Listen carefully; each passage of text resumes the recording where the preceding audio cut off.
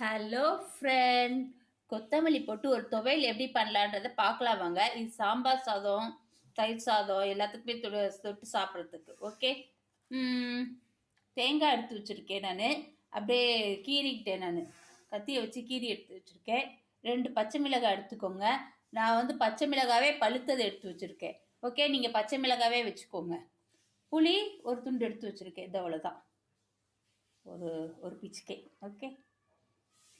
கொத்தமல்லி ஒரு கை அளவு வாஷ் பண்ணி எடுத்து வச்சுருக்கேன்.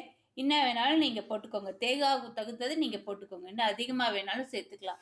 எனக்கு இந்த அளவுக்கு போதும். என்கிட்ட அதான் இருந்துச்சு, அதை மட்டும் எடுத்துக்கிட்டேன். தேங்காய் எடுத்து மிக்சி ஜாரில் போட்டுக்கோங்க. இது எல்லாமே நம்ம வதக்க வேணாம், வதக்காமல் அப்படியே ராவாகவே அரைச்சிக்கலாம். கொஞ்சம் தண்ணி ரொம்ப ஊற்றாமல் துவையல் மாதிரி வர மாதிரி நம்ம பார்த்து அரைச்சிக்கணும். புளி போட்டுக்கிட்டேன், கொத்தமல்லி மேலே போட்டாச்சு. ஓகே. இப்போ உப்புக்கு தேவையான அளவு வச்சுக்கோங்க. எவ்வளோ எடுத்துருக்கீங்களோ அதுக்கு தகுந்த மாதிரி உப்பு வச்சுக்கோங்க. இதில் நீங்கள் கவனிக்க வேண்டியது என்னென்னா, ரொம்ப சட்னி மாதிரி போட்டு அரைக்காமல் துவையல் மாதிரி அரைச்சி எடுத்துக்கிட்டா தான் நமக்கு நல்லா கிடைக்கும். பச்சை கலரில் அழகாக வரும் துவையல் மாதிரி. ஓகே. இப்போ நான் எடுத்து வச்சுட்டேன். எல்லாத்தையும் போய் அரைச்சிட்டு வந்து நான் உங்ககிட்ட ஷேர் பண்ணிக்கிறேன். ஓகே ஃப்ரெண்ட், போய் அரைச்சி எடுத்துகிட்டு வரேன். அவ்வளோதான் ஃப்ரெண்ட், அரைச்சி எடுத்துகிட்டு வந்துட்டேன்.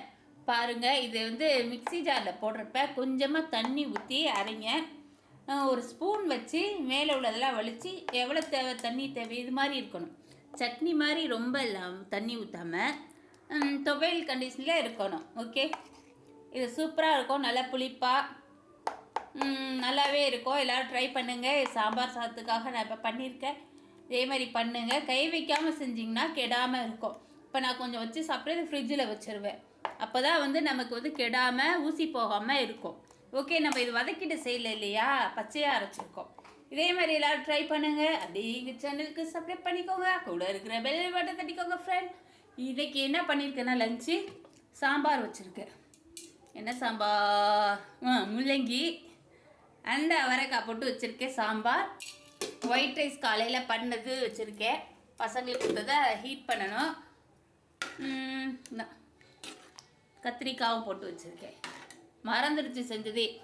ஓகே. இது வந்து கொத்தவரங்காய் பொரியல் பண்ணியிருக்கேன். அவ்வளோதான் இன்றைக்கி லஞ்சு. அதோடு சேர்த்து இந்த துவையலையும் வச்சு சாப்பிட வேண்டியதான் ஃப்ரெண்ட். அவ்வளோதான்.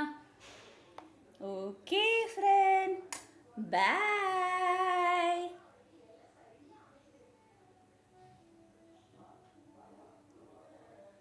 முடிச்சிடலாம்.